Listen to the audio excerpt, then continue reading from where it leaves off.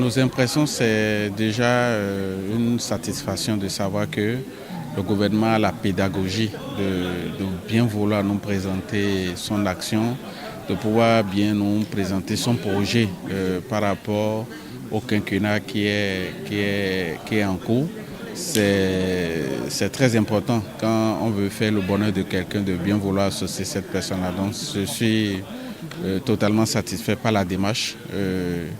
Nous avons été toujours par le passé également au premier quinquennat associés, même s'il y a beaucoup de couacs, il y a beaucoup de points sur lesquels nous revenons chaque fois.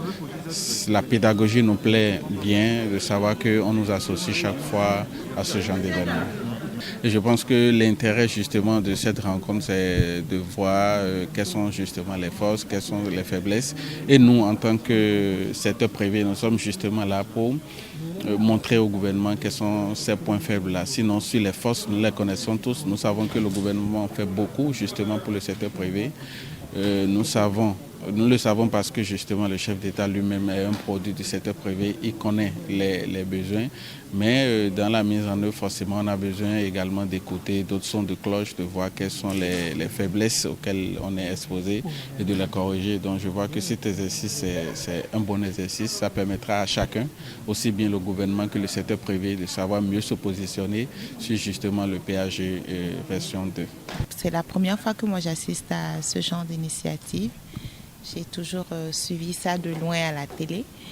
Et là, de venir d'écouter en primeur et en première instance les informations et les réactions des collègues, la réponse des membres du gouvernement, pour moi, c'est un exercice qui était salutaire.